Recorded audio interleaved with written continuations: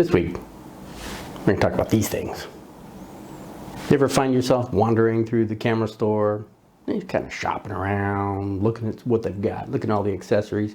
You may have seen these things, dangling off a display somewhere, whatnot. And I don't know if you know much about it. If you're a beginner, you may not have ever considered these or even know what they're for. You may have also been looking at some other photographers and seen something like this on the end of their lens and wondering, why is the end of their lens dark like that? It looks like they're wearing sunglasses. Well, that's kind of what it is. It's like sunglasses, at least this one is anyway. So that's what we're going to talk about this week. Our filters. Lenses. We always talk about lenses, but filters for your lenses. 3 different kinds are what I'm going to focus on. 1 is a UV filter. 2 is a ND filter, or a neutral density filter, which is this one here. And 3 is a CPL, or a circular polarizing filter, that I also use. So they have many other kinds out there, but those are the 3 I'm going to focus on. So hey, why don't you pull up a chair, grab a bowl of popcorn, maybe a beverage or two, and let's dive into this and learn about filters this week. Here I am, Vietnam. Rain is always coming down. This is Camera Talk with Dr. Scott. All right, this week, kind of getting away from the standard, the camera, the lenses, even though they kind of are related to the lenses. But just as the intro says, this week we're kind of looking at filters, and their various purposes. Why even have a filter on your lens in the first place? Well, if we go back to the Wayback Machine, looking at the history of photography, filters were used for pretty much an abundant number of things back in the day. I mean, they've been used for over 100 years. And as you're probably well aware of, or maybe not, I don't know, I can't really speak for you, but the origins of photography were all in black and white. There was no such thing as colored photography. Hey, where are the white women at? Back in the day. So how could you manipulate, the results of your photograph? Besides doing tricks in the light in the light room, in the dark room. Basically what you could do in camera was put various colored filters in front of the lens to manipulate the lights and the darks and the shadows and everything else, all the gray factors in between, with the use of colored filters. So that's pretty much where they all started. I mean, again, they used them for balancing the color, even though it was black and white. Still, those colors, when they came out in a black and white world, would be various shades of gray, so to speak. Not exactly 50 shades of gray. Find anal fisting. I'm all ears. Strike it out. But, Ansel Adams worked out a whole system. Place shadow on zone 1. High value will fall on zone 9. Normal minus development indicated. So the filters, what they did is they would balance that color. They would also, filters are also used for, reducing reflections on things, reducing the amount of light coming into the lens.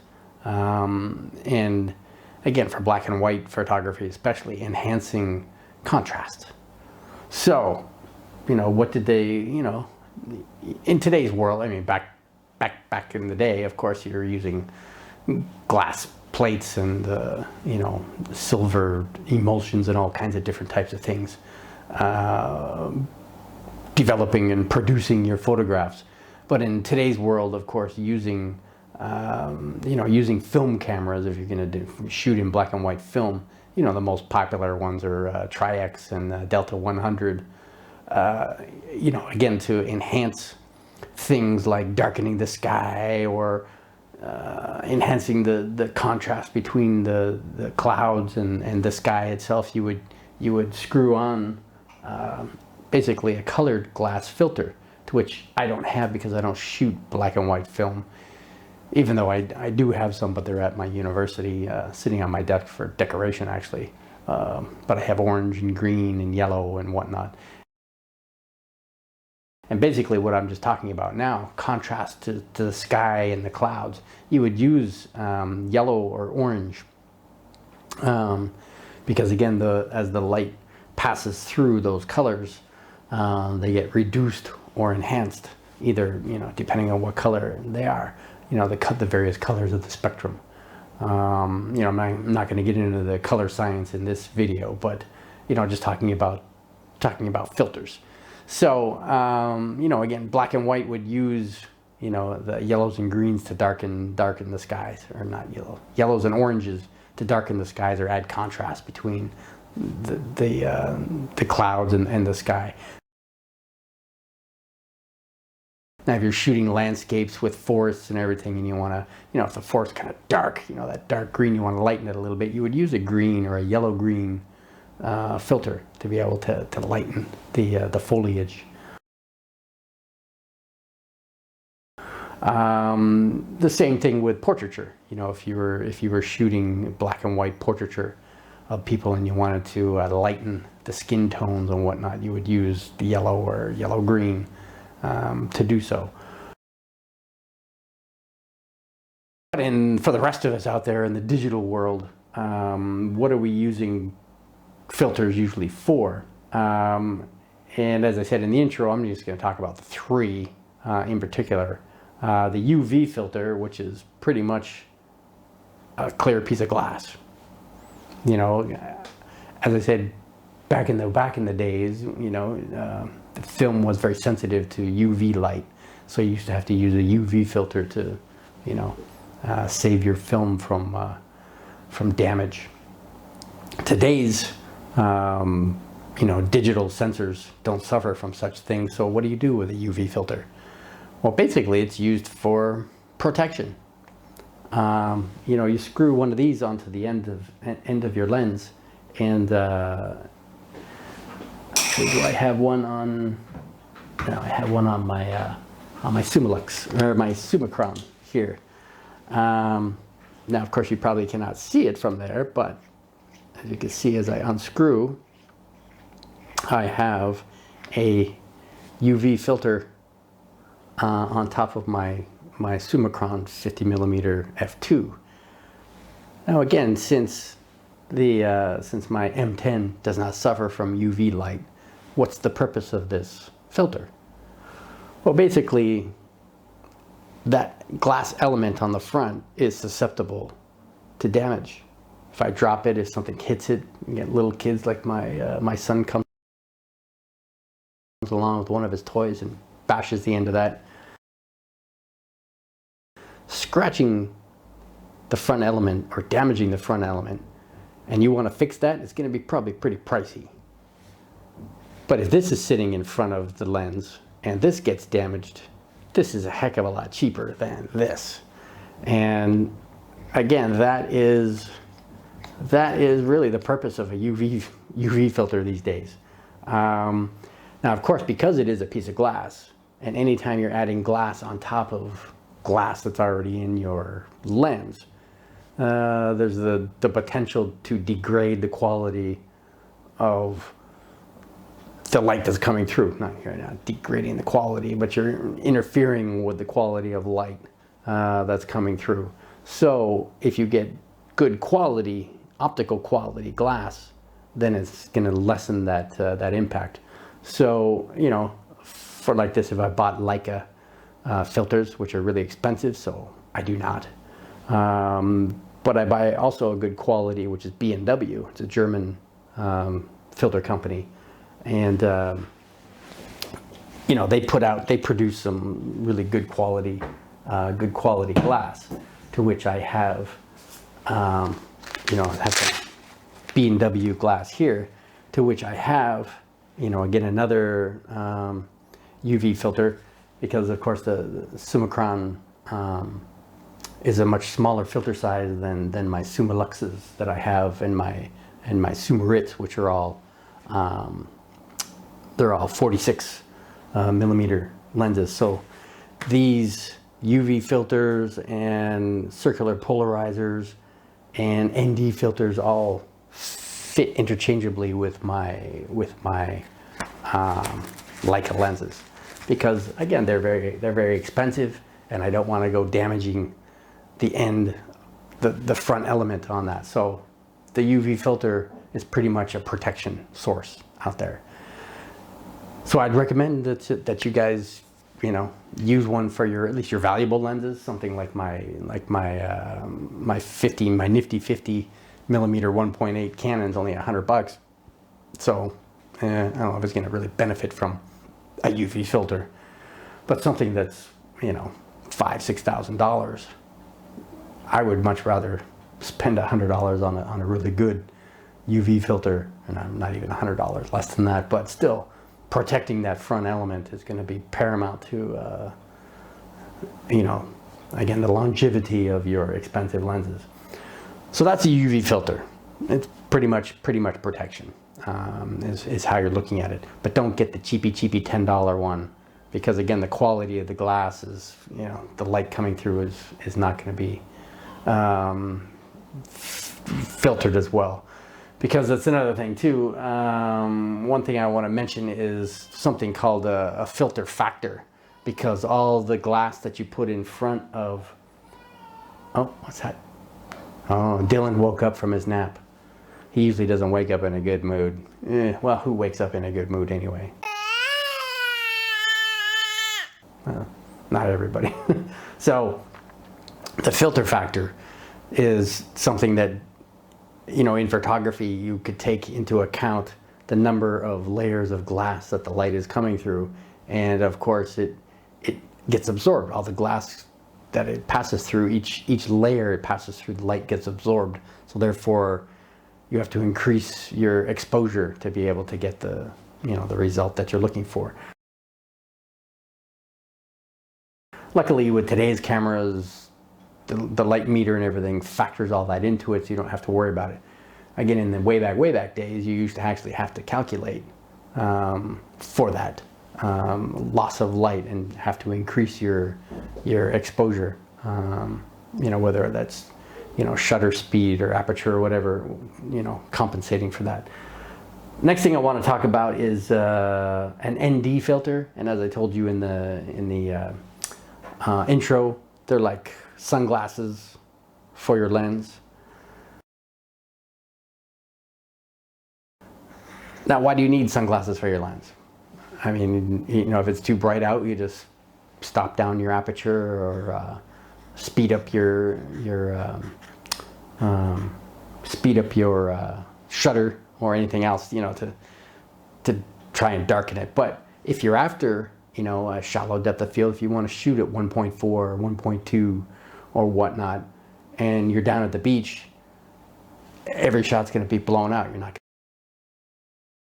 going to be able to, you know, salvage anything out of that. So basically, just like you need sunglasses at the beach to be able to see without squinting, your camera needs the same thing.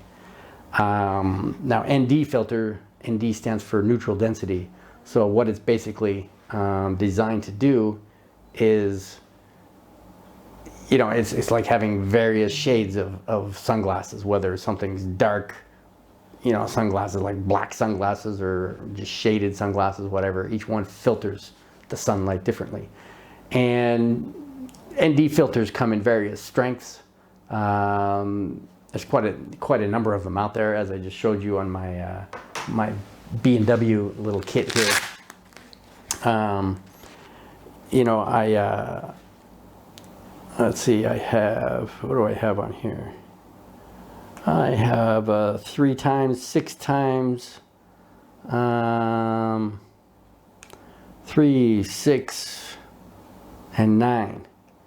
3, 6, 9. Yeah, 3, 6, 9 is what I've got for my ND filters, and they're again various shades of dark, you know, density of darkness, and that just, again, it means you can work with a wider aperture, or you can work with a slower shutter speed or lower ISOs and whatnot.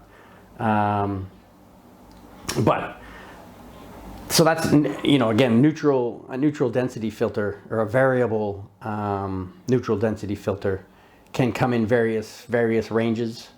You know, and the way it works is it's basically two elements, and they slide. So as you can see, actually hold it up here. As you can see, you know, at its darkest is here, and then as you spin it, it gets lighter and lighter until it's, you know, almost a very light shade of gray. You know, so there's a benefit in that, is that you have just one filter, and, you know, you turn it as dark as you need to. You know, there's those that argue that, you know, if it's not a very good quality variable ND filter, that you're going to have crisscrossing on there, and you're going to end up with lines of shade on your final rendition. So, you know, a lot of people will insist on having a dedicated ND filter that you know, does not alter at all. It's straight up one type, and this particular one happens to be a tan. You know, this one's dark. I mean, I can't even see through it. Now, why would you want something that dark? And it's basically for long exposures. Now, this is actually a UV that goes on top of the. It doesn't actually go on top, but I just put it on top anyway, just for carrying it around.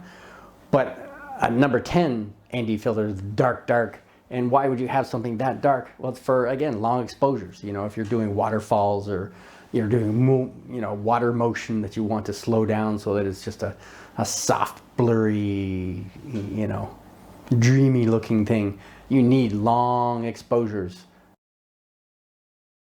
And you can't do that in the daytime with the sun out and whatnot. Again, you'll end up with blown out pictures. So that's ND filters. I mean, they come in various strengths of darkness.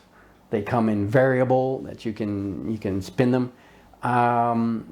They also come mixed with the last one I was going to talk about here is the polarizer.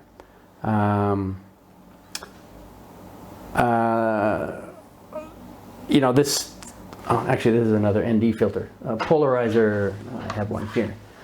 Now again, this is a CPL because it's a circular polarizer, and that's one thing I didn't mention yet either, is that filters can come in all kinds of different systems.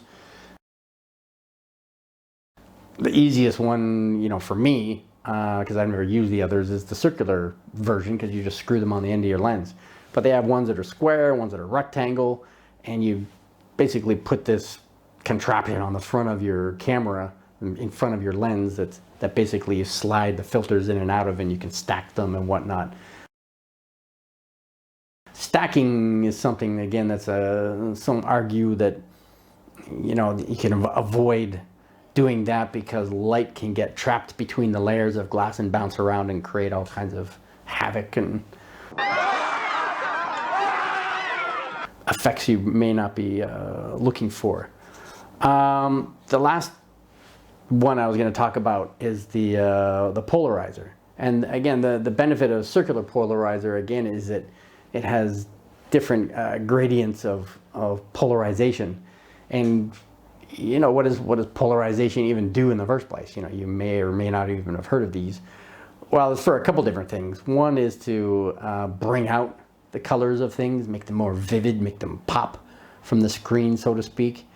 But actually, the more common, you know, purpose for them is to reduce reduce reflections, reflections off the water, reflections off glass like windows, reflections off shiny things like polished cars and whatnot. There's certain rules using circular polarizers. One thing, if you have the sun directly in front of you or directly behind you, their effects are negated. It doesn't work. The sun has to be kind of a 90-degree angle to where you are, so the reflections coming this way or off this way for it to work. And basically it's ideal for things like, again, with reflections, things like water, especially when you're down at the beach and you're off, the end of your surfboard trying to take pictures of things, and that sun is just glaring off the water and shining straight into your lens. This will kind of cut all that glare out, all the reflection, and be able to actually even look it down into the water. And especially if you're in a nice clear thing like a lake, a mountain lake, and it's got cool, like you've seen those, actually I'll show you some pictures of the lake with the colored rocks at the bottom of the water. You're not going to see those unless you're using a polarizer to be able to look through the water. I mean, you may see them, but you're going to see them crystal clear with one of these. Again, that's one of the benefits of using accessories like these in photography, is to kind of get just something extra out of your efforts. Nobody's saying you have to use any of these things. You could just struggle away, or in daylight, you need. You can use a hood or shade. On my Summilux, it comes with a hooded shade, so it helps cut the glare out of there and whatnot. But the ND filter is going to work much better than just the hood by itself. So they have their purposes. It's not a crucial element that you need in your photography, but if you want to take it to the next level, or you want to get creative, or find special ways to do things, filters are a great answer to those problems. And there's other ones out there too that I haven't even mentioned here because I don't use them. I only talk about stuff that I actually use. They have filters to cool your colors or warm your colors. They have filters for special effects, to give a dreamy look to an atmosphere, or add shapes and sparkles to things. There's all kinds of filters that add these types of stuff. Macro photography, they actually have lenses that magnify your lens already, so that it you can zoom in. Well, not zoom, you don't really zoom, but you can focus in closer to smaller objects. So again, macro photography. So as I said, there's all kinds of reasons to use filters. None of them are necessary. I mean, it's up to you as a photographer as to what you like to do or not like to do with your photography. But that's pretty much what I wanted to talk about. Now again, because I'm on lockdown, I can't go outside and show you the results of all these. So I'm going to just show you some pictures, basically showing examples in this. So again, UV filter, I'm going to show you any pictures of using a UV filter. I can show you close up what they look like on a lens. An ND filter, I can show you photos of with or without using a neutral density filter, obviously with different shades too, so I'll show you those here.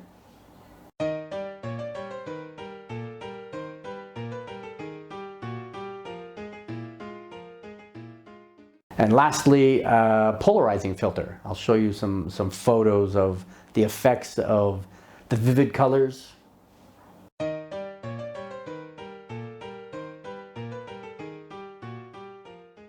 And reducing reflections.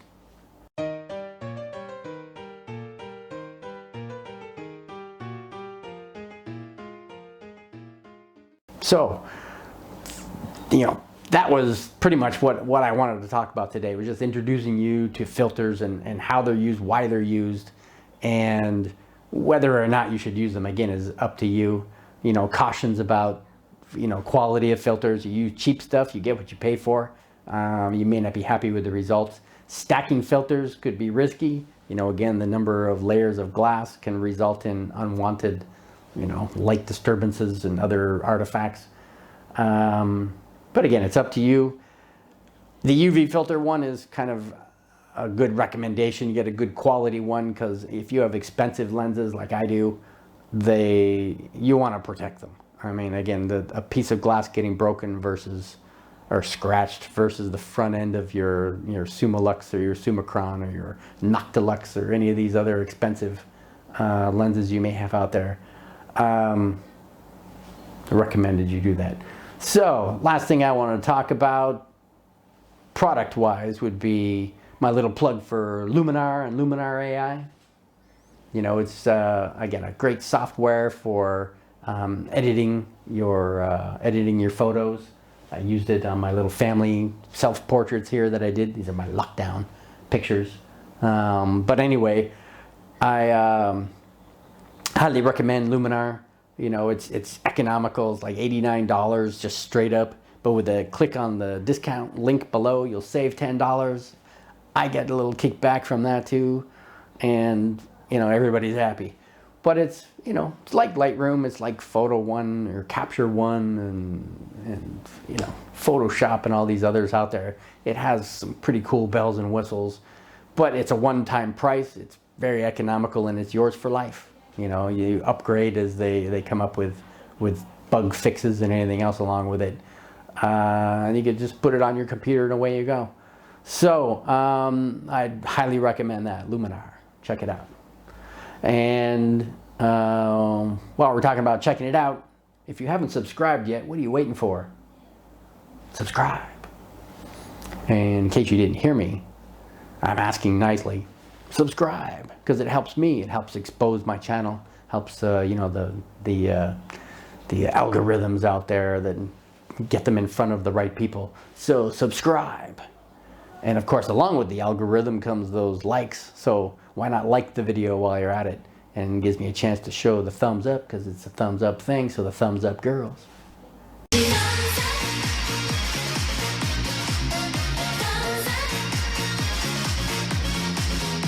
And lastly, stay safe out there. This COVID thing is ravaging its way around the world. And here I am in Ho Chi Minh City, Vietnam, lockdown. They tell us on the 15th of September that we're out, but that's only for people like me who got vaccinated. Everybody else is still going to have to stay in lockdown. So, you know, I mean, vaccination is vaccination. It really is to protect you. I know there's way too many misunderstandings that think if you're vaccinated that you won't spread COVID around, but you can. I mean, vaccinated or not, you can still be a carrier and spread it around. So, the world has to get off of that kick. But the vaccine is really to protect you. I mean, you still may get COVID, you still may get sick, but maybe you won't die. And that's, Oh shit! Okay. Oh my god! that's an important element out there. So I already have all kinds of risk factors, being my age and having a heart condition and having asthma in the past and an ex-smoker and whatever. I'd be a prime candidate for COVID kicking my ass, and I don't want it to, so I got vaccinated.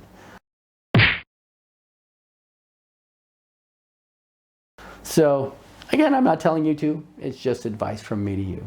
So, don't feel pressured.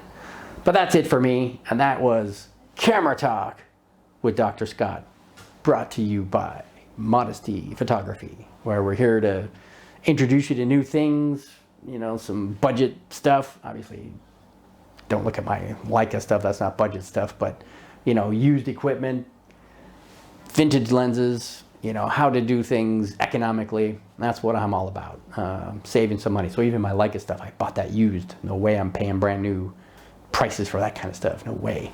Cheap bastards. But regardless of that, we're here to help you. We're here to introduce you to things like that for you beginners out there, or even, you know, the professors and professionals out there who want to pick on me for what I know or what I don't know or what I think I know. But anyway, just remember, you belong here. So come on back next week and we'll do it all again, all right? So stay safe, take care, have a great weekend, and we'll see you in the next video. All right, bye-bye. Here I am, Vietnam. Rain is always